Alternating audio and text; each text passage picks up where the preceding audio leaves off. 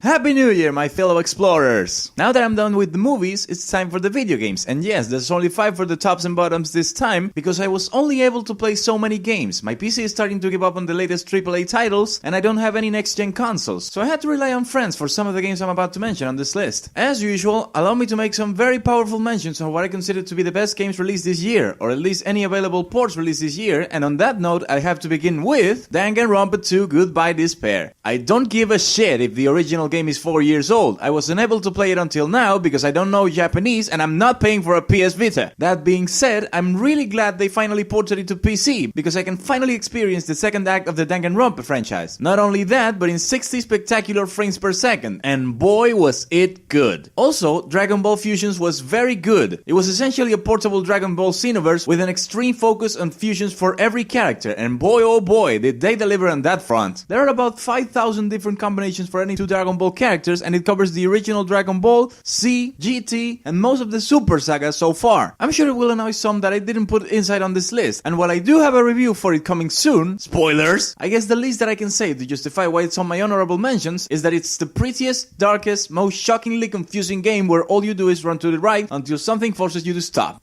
And finally, Pony Island. You probably didn't hear about this one, and you should, because it was a very interesting game that involves a game made by Satan with some of the most unique game mechanics I've seen so far. Alright, honorable mentions are over, so let's start from the top and work our way down. Just the way I like it.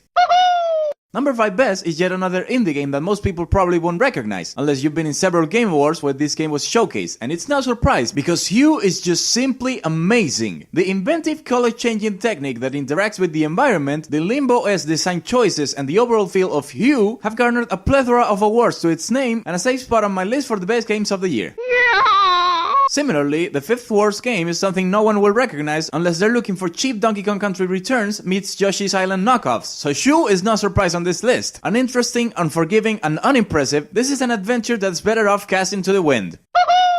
Ever since I discovered the Danganronpa franchise, I've been having an affair with their developers. But we all know that I'm married to Pendulo Studios, the Spanish masters of the graphic adventure genre, so when they released Yesterday Origins, I was all over it like a hound on fresh meat, and by God was it good! They improved a lot of the visual elements and the gameplay mechanics, the prequel-sequel setup was well thought out and implemented correctly, and there were a lot of small details and Easter eggs that made Yesterday Origins one of the best graphic adventures of recent years. Good job, Pendulo Studios! Keep doing your thing and stay away from nasty corporations and you'll be fine.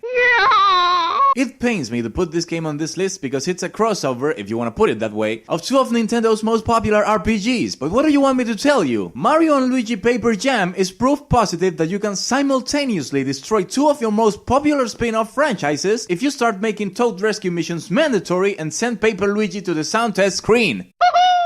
Well, this is as late an entry as late gets, but that's a problem with most products that come out of Kickstarter. Delays are mandatory, and the more the merrier, according to some. However, for the longest time, I could have sworn that this game was made by Ubisoft, because Shantae Half Genie Hero looks exactly like a game made with UbiArt framework. This is perhaps the cutest game I think I've ever played, and it's all on the art style. Sure, the transformations are nice, the story is wacky and pretty self-aware, the level design is gorgeous, but it's all about Shantae crawling. It's so damn cute.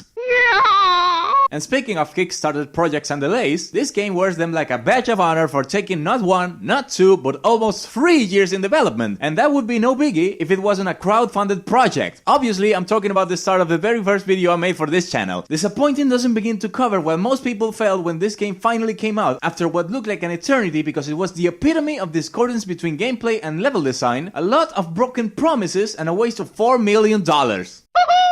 Well, you know what they say, most people make life-changing choices when they're in their 20s, and Pokemon Sun and Moon are no different. You could tell that those games were a very risky play for Game Freak with the Alolan forms, no gyms, and some of their new Pokemon designs, but you can't argue with the end result that maximized the presentation, polished the core gameplay for newcomers, and shook up the metagame for experienced players. Risk big, win big, they say.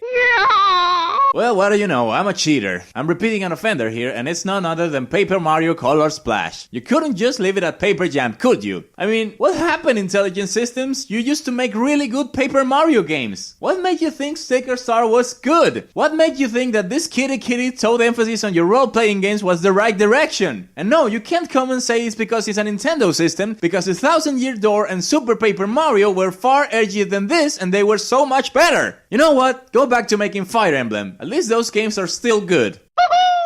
You know a game is good if it makes 3 grown men playing it cry like babies, and it's not so much on the ending, but the fact that it was finally released and it was as good as everyone expected it to be. And I think it's mostly because of the open world, charming characters, and wonderful environments. Stand up in applause for the boy band is Final Fantasy 15. I'll get more into detail on my review for it, but this game was as epic, as big, as charming, as mysterious, as beautiful, and as entertaining as Final Fantasy X. And that's saying a lot for a game that spent 10 years in development.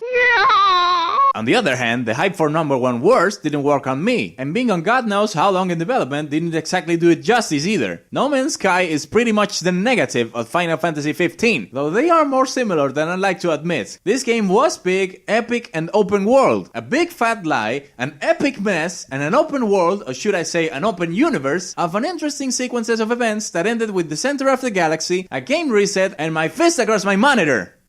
Well, those are the best and worst games of 2016 in my opinion. There were a lot of surprises on both ends, both in quality of AAA titles and on the indie scene. I can't wait for 2017 because there are a lot of games to play and review, so here's to a wonderful year for the channel and I hope to see you guys very, very soon.